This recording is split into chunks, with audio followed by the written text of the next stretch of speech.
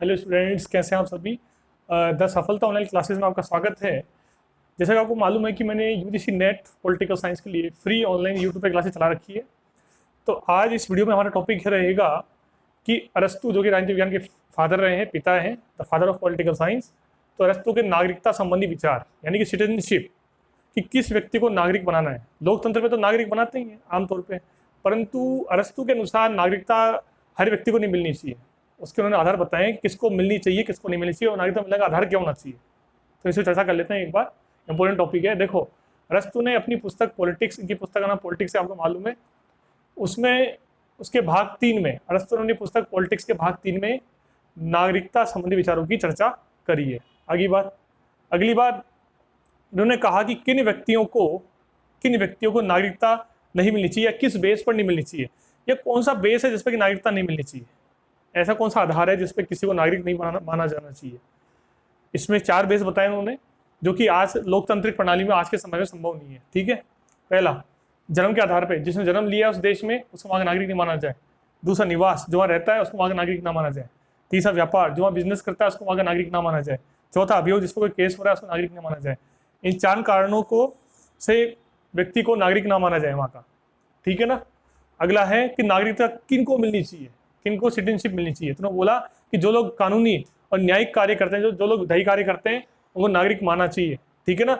और क्योंकि वो इसलिए मानना चाहिए, उनके पास अवकाश, छुट्टी रहती है, उनके पास अवकाश रहता है। और अवकाश क्यों रहता है? क्योंकि वो लोग दैनिक कार्य से मुक्त रहते हैं।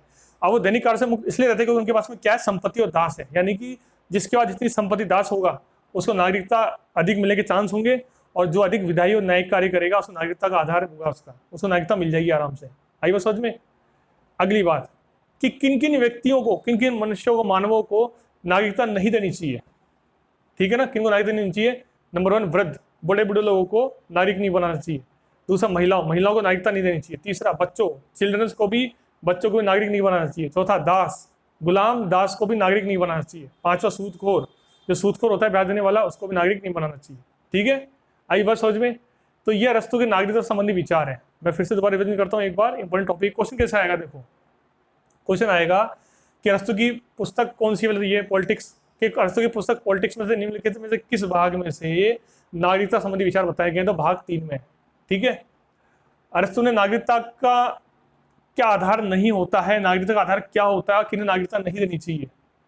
तो नागरिकता बहुत बड़ी इंपॉर्टेंट चीज है। वर्तमान अरस्तु के विचार प्रासंगिक नहीं है, क्योंकि ये इन बेस पर तो लोकतंत्र में हर नागरिकता जन्म के आधार पर मिलती है, निवास के आधार पर मिलती है। ये तो इंडिया में मिलती है, तो ये तो चीज आज के टाइम में अप्लाई नहीं है, परंतु उनके विचार है, इसलिए हम देख रहे हैं उनके उस टाइम के विचार जो उन्होंने प्राचीन काल में दिए थे। ठीक है ना। तो नागरिकता का आधार क्या नहीं है, अरस्तु ने माना जन्म के आधार पर कोई जन्म लेगा तो वो नागरिक नहीं बन सकता। वह निवास करता है निवासी, उसको नागरिक नहीं बनाया जा सकता। अगर कोई व्यक्ति व्यापार करता है तो समझ रहे नागरिक नहीं बनेगा, वो बिजनेस करेगा तो अभियोग कोई केस वेस हो रहा है उस पर, तो उसको अपराधी को नागरिक नहीं बनाया जाएगा। ये अच्छी बात लगी हमें। ठीक है ना। नागरिकता का आधार क्या होना चाहिए? नागरिक का आधार क्या चाहिए? किसी व्यक्ति को नागरिक बनाया जाए। अरस्तु महोदय किसके लिए कहते हैं? तो वो कहते हैं कि जो व्यक्ति कानूनी कार्य करे, विधायी कार्य करे, लीगल वर्क करे, बड़े अधिकारी पद पर हो, न्यायिक पद पर हो, उसको ये नागरिकता का आधार मिलना चाहिए। क्योंकि वो, उसका छुट्टी रहती है, उसका अवकाश रहता है ये कार्य करने के लिए, न्याय कार्य करने के लिए, क्योंकि उसके खुद से संपत्ति है और काम करने के लिए दास है। यानी कि जिसका ज्यादा दास संपत्ति होगी, एक तो आधार ये हो गया इनडायरेक्टली, और जो न्यायिक विधायी कार्य करे उसको नागरिकता मिलने के चांस हो जाते हैं। ठीक है।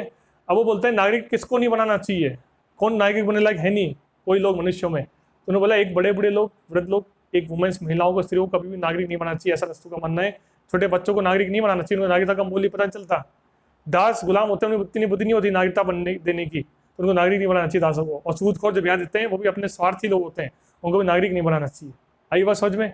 तो बच्चों, ये स्टूडेंट, ये नागरिकता के विचार है अरस्तु के, उनकी बुक है पॉलिटिक्स, उसके भाग 3 में बताए गए। अभी हमने लास्ट वीडियो चर्चा करी थी अरस्तु के संविधान के वर्गीकरण संबंधी विचार। तो हम ऐसी छोटे छोटे वीडियो बना करके आपको यूजीसी नेट पॉलिटिकल साइंस की अच्छी तैयारी कराएंगे। ठीक है। आइए बस समझ में। इस वीडियो को लाइक कीजिए, शेयर कीजिए, सब्सक्राइब कीजिए। Thank you.